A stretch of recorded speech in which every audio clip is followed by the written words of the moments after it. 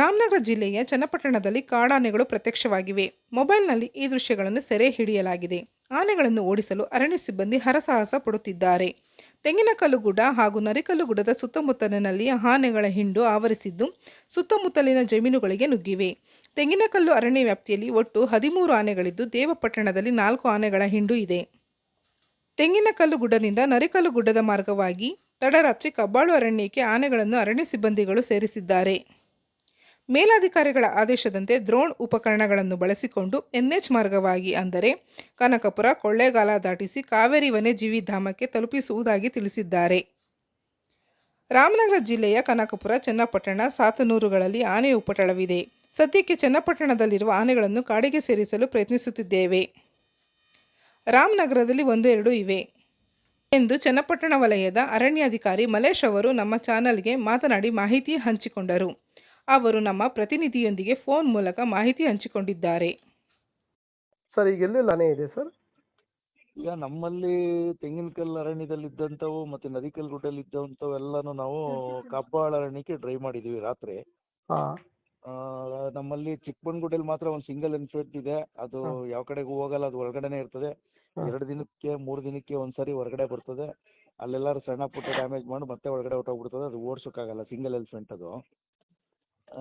ನಮ್ಮ ತೆಂಗಿನಕಲ್ಲಲ್ಲಿ ಏನು ಆನೆಗಳಿದ್ದೋ ಅವೆಲ್ಲನೂ ನಾವು ಒಂದು ಕಡೆಗೆ ಎಲ್ಲನೂ ಡ್ರೈವ್ ಮಾಡಿಕೊಂಡು ಅವನ ನರಿಕಲ್ ಗುಡ್ಡ ಮುಖಾಂತರ ಕಬ್ಬಾಳಿಗೆ ರಾತ್ರಿ ಎಲ್ಲನೂ ಡ್ರೈವ್ ಮಾಡಿದ್ದೀವಿ. ಸೊ ಈಗ ಕಬ್ಬಾಳಲ್ಲಿ ಎಷ್ಟು ಆನೆಗಳು ಇರ್ಬೋದು ಸರ್? ಈ ಕಬ್ಬಾಳಲ್ಲಿ ನಮ್ಮ ಚನ್ನಪಟ್ಟಣದಿಂದ ಹೋಗಿರುವಂಥ 13 ಆನೆಗಳಿವೆ. ಮತ್ತೆ ಜೊತೆಗೆ ಅಲ್ಲಿ ಒಂದು 3 ಆನೆ ಇತ್ತು. ಟೋಟಲ್ ಒಂದು 16 ಆನೆ ಈಗ ಅಲ್ಲಿ ಲೊಕೇಟ್ ಆಗಿರ್ಬೋದು ಅಂತ ಒಂದು 16 ಆನೆ ಇದೆ ಈಗ. ಸೊ ಈ ಸಿಂಗಲಾಜಿಪುರದ ಮೂಲಕ ಹೋಗ್ತಾ ಇದ್ದು 4 ಆನೆ ಅಂತ ಹೇಳಿದ್ರಿ. ಅದು ಹೆಂಗೆ ಅಂದ್ರೆ ನಮ್ಮ ತೆಂಗಿನಕಲ್ಲು ಅರಣ್ಯದಲ್ಲಿ ಈ ಮೆಣಸಕಳ್ಳಿ ಭಾಗದಲ್ಲಿ ಇದ್ದವು. ಅಲ್ಲಿಂದ ದೂರ ನಮ್ಮ ನರಿಕಲ್ ಗುಡ್ಡಗೆ ತಗೋಬೇಕು ಅಂದ್ರೆ ಅವನ್ನ ತುಂಬಾ ದೂರ ಆಗ್ತಿತ್ತು.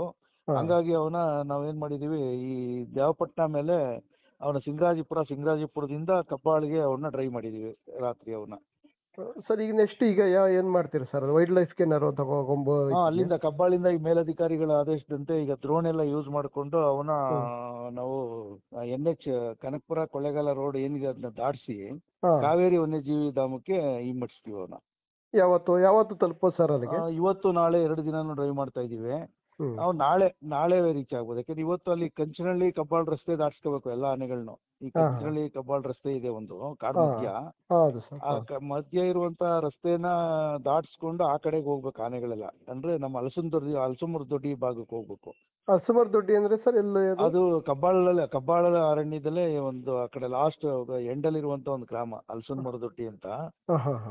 ಆ ಭಾಗಕ್ಕೆ ಹೋಗ್ಬೇಕು ಆನೆಗಳು. ಅಲ್ಲಿಂದ ಅವು ರಾಷ್ಟ್ರೀಯ ಹೆದ್ದಾರಿ ದಾಟ್ಕೊಂಡು ಕಾವೇರಿ ವನ್ಯಜೀವಿ ಧಾಮಕ್ಕೆ ಹೋಗ್ಬೇಕು. ಸೊ ಈಗ ಯಾವ್ದು ರಾಮನಗರ ಜಿಲ್ಲೆಯಲ್ಲಿ ಯಾವ್ದು ಈಗ ಸದ್ಯಕ್ಕೆ ಆನೆಗಳಿಲ್ಲ? ಅಲ್ಲ, ರಾಮನಗರ ಜಿಲ್ಲೆಯಲ್ಲಿ ಅಂದ್ರೆ ಈಗ ನಮ್ದು ಕನಕಪುರ ವಲಯ ಮತ್ತೆ ಚನ್ನಪಟ್ಟಣ, ರಾಮನಗರ, ಸಾತ್ನೂರು ಇಷ್ಟು ವಲಯದಲ್ಲೂ ಆನೆ ಉಪಟಳ ಇದೆ.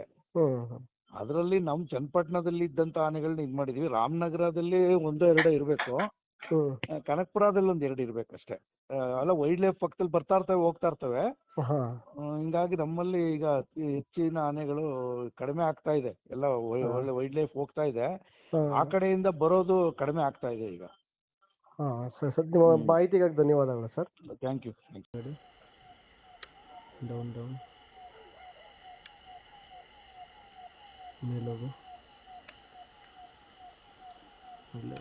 ಇಲ್ಲಿ ನಿಂತೈತೆ ನೋಡಿ. ಲೊಕೇಶನ್ ತೋರ್ಸೋಣ. ಇಲ್ಲಿ ನೋಡೋಣ, ಇಲ್ಲಿ 5 ಐತೆ, ಇಲ್ಲಿ 3 ಐತಿ. ಹೌದಪ್ಪ, ಎಲ್ಲ 9 ಆನೆನೂ ಹೋಗ್ಬೇಕಣ. ಇವನ್ ಬತ್ತಾನಣ್ಣ, ಅಲ್ಲೂ ಅವನೇ ಮಧು. ಇಲ್ಲಿ ಹುಡುಗರು ಬತ್ತವ್ರ ಸರ್, ನಮ್ಮ ಅಪೋಸಿಟೇ ಹೋಯ್ತಾ ಇದೆ. ಸ್ಟ್ರೈಟೇ ಹೋಯ್ತಾ ಇದೆ.